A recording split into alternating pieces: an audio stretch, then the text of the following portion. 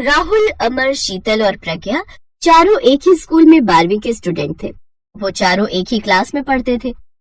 राहुल दिखने में काफी हैंडसम था और अमीर खानदान का लड़का था, इसलिए स्कूल की सभी लड़कियां उस पर मरती थी और उन्हीं में से एक थी शीतल।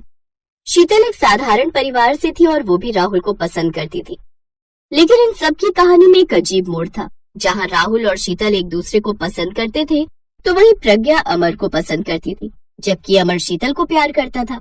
एक रोज स्कूल खत्म होने के बाद राहुल शीतल को अकेले में पार्क में ले जाता है, जहाँ शीतल राहुल से, राहुल तुम जानते हो मैं ज्यादा पैसे वाले घर की लड़की नहीं हूँ। तुम्हारे पापा मम्मी आगे चलकर शादी के लिए मान जाएंगे ना? शीतल, मैं तुम्हारे साथ थोड़ा सा टाइम निकाल कर यहाँ टाइम स्पेंड करने के लिए आता हूँ और तुम फिर शादी की बातें लेकर शुरू हो जाती हो। अरे यार, मैंने तुम्हें कहा ना कि अभी हम एंजॉय करते हैं। अभी तो हम कॉलेज में एडमिशन लेंगे, उसके बाद पता नहीं कब जाकर ये शादी वादी के बारे में हम सोचेंगे। अभी तो इस पल को एंजॉय करो यार मेरी जान, शादी की बात बाद में करेंगे ना। अच्छा, अब सब बातें छोड़ो, जल्दी से मुझे मेरे गाल पर एक किस करो। राहुल, तुम लड़के हो और मैं लड़की हूँ, मुझे घर में भी जवाब देना होता है। पापा बोल रहे थे कि 12th की पढ़ाई अच्छे से कर लूँ तो अच्छे कॉलेज में एडमिशन करवा देंगे। अगर मैं यहाँ टाइम स्पेंड करती रहूंगी तो पढ़ाई कब करूंगी? अरे क्यों टेंशन ले रही हो यार? अच्छा, थोड़ी देर बैठते हैं ना, फिर चलते हैं। इसी तरह राहुल और शीतल आपस में समय बिता रहे थे, लेकिन अमर जानता था कि राहुल अच्छा लड़का नहीं है। लड़कियों को लेकर उसकी नीयत ठीक नहीं है। शीतल, तुम जानती नहीं हो, राहुल अच्छा लड़का नहीं है। वो सिर्फ तुम्हारा फायदा उठा रहा है। वो तुम्हें प्यार व्यार कुछ नहीं करता। तुम मेरी बात को समझो, राहुल का साथ छोड़ दो। देखो अमर, तुम मेरे अच्छे दोस्त हो, पर इसका मतलब ये नहीं कि तुम मेरी पर्सनल लाइफ में दखलंदाजी करो। मैं जानती हूँ कि राहुल मुझे बहुत प्यार करता है और वो मेरा साथ कभी नहीं छोड़ेगा। उसने मुझे पहले ही कह दिया है कि वो आगे आने वाले टाइम में मेरे से शादी जरूर करेगा। देखो अमर, तुम हमारे बीच में ना पड़ो तो अच्छा रहेगा। राहुल और मैं एक दूसरे से प्यार करते हैं और स्कूल खत्म होते ही हम दोनों शादी करने वाले हैं। इसलिए मैं कल यानी कि करवा चौथ का व्रत भी अपने होने वाले पति यानी कि राहुल के लिए रखने वाली हूँ। लेकिन ध्यान रहे ये बात किसी को भी पता न चले। उनकी ये बात प्रज्ञा भी सुन लेती है। करवा चौथ का व्रत? फिर तो मैं भी रखूंगी अपने अमर के लिए। उधर प्रज्ञा भी अमर के लिए व्रत रखती है और फिर शाम को नोटबुक लेने के बहाने उसके घर जाती है। प्रज्ञा, तुम यहाँ? अमर, मुझे तुम्हारी मैथ की नोटबुक मिलेगी क्या? हाँ हाँ, अंदर आओ। अमर, बहुत प्यास लगी है, पानी मिलेगा क्या? हाँ, बस अभी लाया। अमर उसके लिए पानी का गिलास लाता है।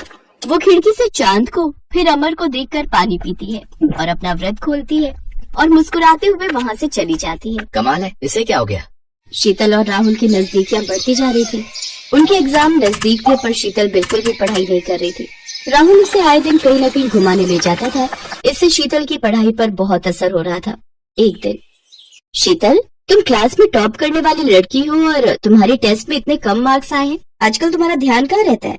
मुझे तुमसे ये उम्मीद नहीं थी। शीतल, अब तुम्हारे फाइनल एग्जाम आने वाले हैं, तुम्हें उन पर ध्यान देना चाहिए। सॉरी मैम, मैं ध्यान रखूंगी कि आगे से ऐसी गलती ना हो। मैं खूब मन लगाकर पढ़ाई करूंगी।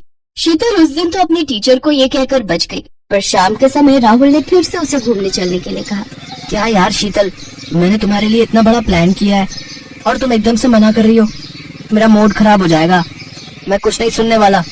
आज तो तुम्हें मेरे साथ चलना ही होगा, वरना मैं तुमसे कभी बात नहीं करूंगा। एक काम करता हूँ, मैं प्रिंसी को ले जाता हूँ। प्रिंसी बहुत दिनों से मुझे कहीं घुमाने के लिए कह रही है। एक सेकंड, कोई प्रिंसी तुम्हारे साथ घूमने नहीं जाएगी। तुम्हारी बाइक पर बैठने का हक सिर्फ मेरा है और किसी का नहीं। तुम रुको, मैं अपना बैग लेकर आती हूँ। अरे शीतल, एक्स्ट्रा क्लास का टाइम हो रहा है, तुम कहाँ जा रही हो? अमर प्लीज, आज संभालो ना, तुम तो मेरे सबसे अच्छे दोस्त हो। प्लीज मैम को मेरे लिए कोई बहाना कर देना।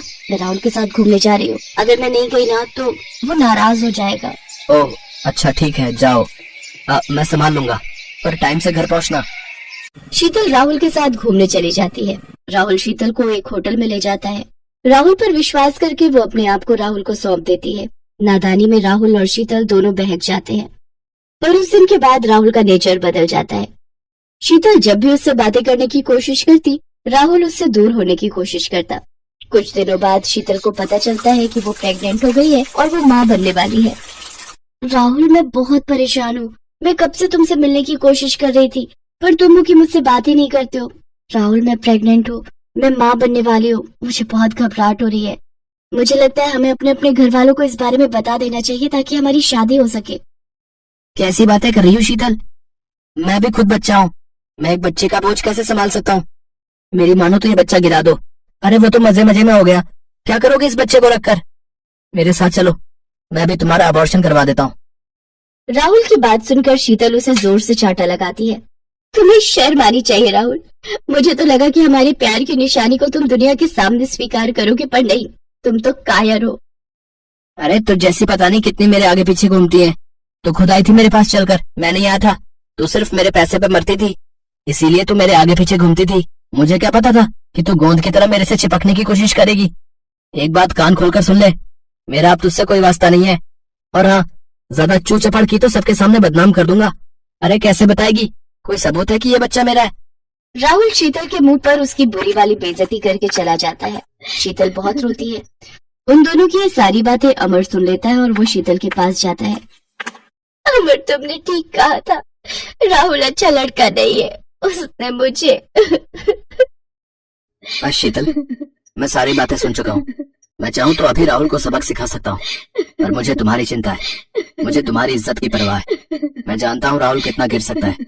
तुम घबराओ नहीं शीतल, मैं इस बच्चे को अपना नाम दूंगा। मैं तुमसे शादी करूंगा, हम कल ही स्कूल में शादी करेंगे। पर अमर, तुम तो सब कुछ जानते हो, फिर भी मेरे लिए। शीतल, मैंने तुम्हें हमेशा से ही सच्चा प्यार किया है। मैं तुम पर और इस बच्चे पर कोई आंच नहीं आने दूंगा। प्रज्ञा उन दोनों की सारी बातें सुन लेती है, लेकिन प्रज्ञा को अमर के इस फैसले पर नाज था। मुझे नाज है कि मैंने इतने अच्छे लड़के से प्यार किया। उस दिन के बाद प्रज्ञा वो स्कूल छोड़कर हमेशा हमेशा के लिए अमर का प्यार अपने दिल में दबाए उस शहर से चली जाती है। अगले दिन अमर और शीतल अपने कुछ दोस्तों के सामने स्कूल के कमरे में एक दूसरे को जयमाला पहनाते हैं और अमर शीतल की मांग में सिंदूर भर देता है। शीतल की आंखों में आंसू थे। वो अमर से गले लगकर बहुत रोती है। मुझे माफ कर दो अमर, मुझसे बहुत बड़ी गलती हो गई।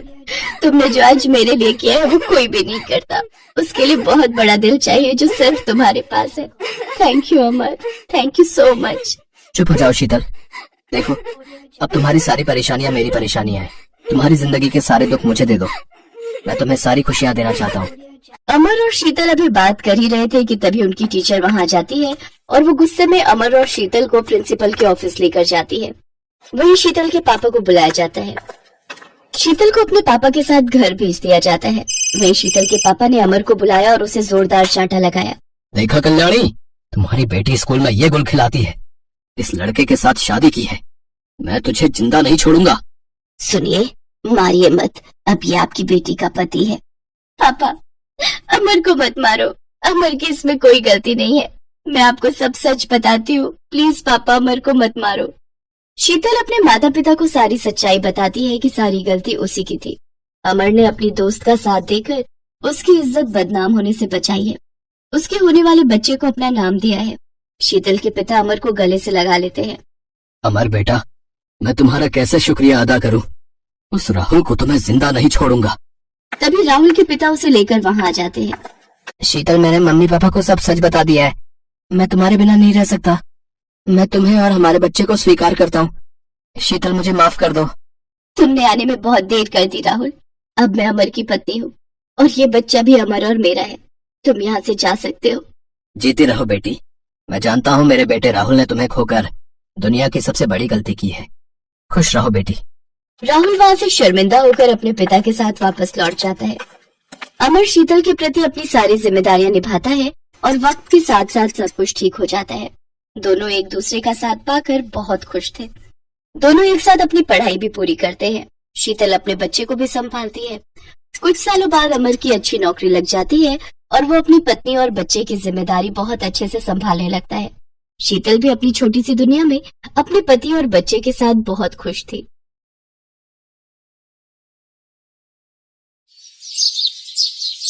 हेलो राधिका, और बता कैसी है? मैं ठीक हूँ, तू बता। सच कितने दिनों बाद मिल रहे हैं।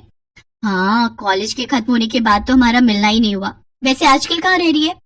वो मेरे हस्बैंड का ट्रांसफर हुआ है तो अब मैं इसी एरिया में रहती हूँ। वो सामने जो कॉलोनी है ना, वही मेरा घर है। चल मैं तुझे अपना घर दिखाती हूँ। सामने ए ब्लॉक में? वहाँ तो मेरा भी घर, मतलब मेरी कोठी है वहाँ पर। चल ठीक है, आज मैं तेरे घर चलती हूँ, फिर कल तू मेरे घर आना। ठीक है चल, हम दोनों बहुत सारी बातें करेंगे। अंकिता और राधिका कॉलेज की फ्रेंड्स थी। शादी के बाद पहली बार वो दोनों एक दूसरे से मिल रही थी। अंकिता की शादी एक अमीर घर में हुई थी और राधिका एक साधारण परिवार में शादी होकर आई थी।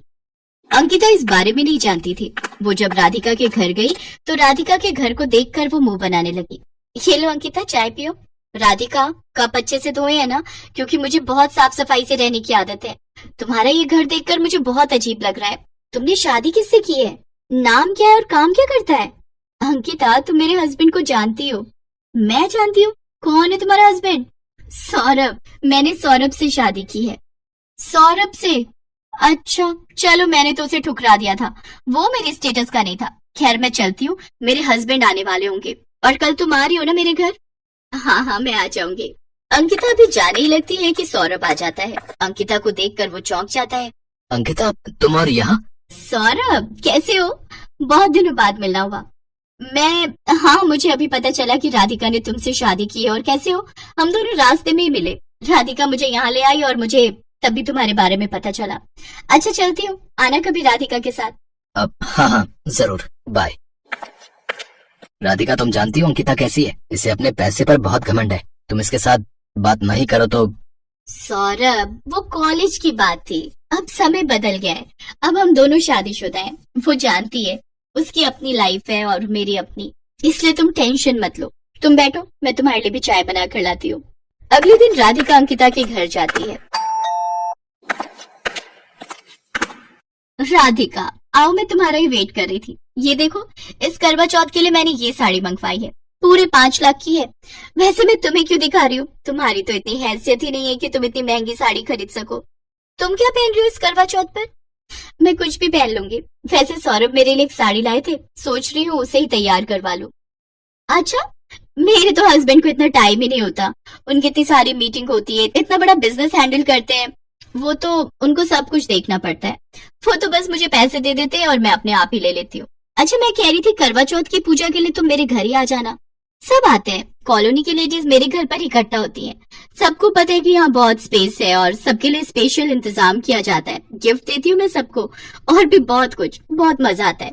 एक काम करना, तुम आ ही जाना मेरे घर। मैं तुम्हें इनवाइट कर रही हूँ। ठीक है, मैं आ जाऊंगी। करवा चौथ के दिन राधिका तैयार होकर अंकिता के घर पहुंचती है। अंकिता, तुम्हारी साड़ी तो बहुत सुंदर लग रही है। अच्छी लगी? ओह, थैंक यू। वैसे मैं सेलेक्ट ही ऐसा डिजाइन करती हूँ कि सब देखते रह जाएं। राधिका, तुम्हारी साड़ी तो बहुत सिंपल लग रही है। सब लोग पूजा में बैठ जाओ, मैं कथा शुरू कर रही हूँ। अरे, पंडिताइन जी बुला रही हैं। चलो चलो, सब पूजा में बैठते हैं। घेरा बना लो सब। सब लोग करवा चौथ की पूजा करते हैं। मेरी सारी प्यारी फ्रेंड्स, आप सबने यहाँ आकर करवा चौथ बहुत ही इंटरेस्टिंग बना दिया। सब अपने अपने गिफ्ट लेकर जाना। राधिका, तू थोड़ी देर मेरे पास ही रुक, बाद में चली जाना। ठीक है अंकिता। राधिका अंकिता के पास रुकती है, तभी सौरभ का कॉल आ जाता है। हाँ सौरभ, मैं अंकिता के घर पर थी। वो करवा चौथ की पूजा यहीं की थी। पिज्जा? ओके। वैसे आज मेरा भी पिज्जा खाने का बहुत मन है। ठीक है, मैं थोड़ी देर में आती हूँ। अच्छा अंकिता, अब मैं चलती हूँ। सौरभ मेरा घर पर इंतजार कर रहे हैं। हाँ हाँ बिल्कुल। और वैसे भी राजीव आने वाले हैं। आज मुझे उनके साथ डिनर पर जाना है। हम हर साल करवा चौथ पर बाहर ही खाना खाते हैं। ये तो बहुत अच्छी बात है, जरूर जाना चाहिए। अच्छा, मैं चलती हूँ। राधिका घर आ जाती है। अंकिता अपने पति राजीव के साथ रात को डिनर करने के लिए एक होटल में जाती है। तभी उसकी नजर एक टेबल पर पड़ती है जहाँ राधिका और सौरभ डिनर कर रहे थे। अंकिता चौंक जाती है। राधिका अंकिता को देख चुकी थी। वो उसे आवाज लगाती है। अंकिता, आओ ना, हमें ज्वाइन करो। ये मेरी फ्रेंड राधिका है। हम दोनों कॉलेज के फ्रेंड हैं। मिस्टर सौरभ? अरे राजीव जी, आप सौरभ को कैसे जानते हैं? एक दिन मैं किसी जरूरी काम से एक मीटिंग में जा रहा था तो रास्ते में मेरी कार खराब हो गई थी। मुझे अर्जेंट पहुंचना था तो मुझे सौरभ ने अपनी बाइक पर लिफ्ट दी थी और मैं समय पर मीटिंग में पहुंच पाया था। उसी दिन से हम दोनों अच्छे दोस्त बन गए। सौरभ, मुझे पता चला आपकी डील फाइनल हो गई। मुझे बहुत खुशी हुई आपकी तरक्की का सुनकर। Thank you so much Rajiv ji. इसीलिए तो हमारी प्रिय धर्म पत्नी ने बोला कि आज डिनर करवाओ। बस मूड बनाया और निकल आए डिनर करने के लिए। बिल्कुल अंकिता, तुम्हें पता है सौरभ ने मुझे स्पेशल सरप्राइज दिया। सौरभ का प्रमोशन हो गया, इसलिए आज ये मुझे पार्टी दे रहे हैं और मैं चाहती हूँ कि हमारी खुशी का आप दोनों भी हिस्सा बनो। बिल्कुल राधिका जी। आओ अंकिता, वहाँ अकेले बैठकर क्या ही डिनर करेंगे, इनके साथ करते हैं ना, तो मजा आएगा। ठीक है, जैसी आपकी मर्जी। अंकिता चुप थी क्योंकि वो जिस घमंड में जी रही थी आज वो घमंड चूर चूर हो गया था। राधिका भी समझ चुकी थी कि अंकिता का घमंड तोड़ने का इससे अच्छा मौका और कोई नहीं था, क्योंकि वो जानती थी कि अंकिता उसे कितनी बार नीचा दिखा चुकी है। पर राधिका ने अंकिता का सम्मान भी किया, साथ ही उसे अच्छा सबक सिखा दिया, जैसे कि ईंट का जवाब पत्थर से देना।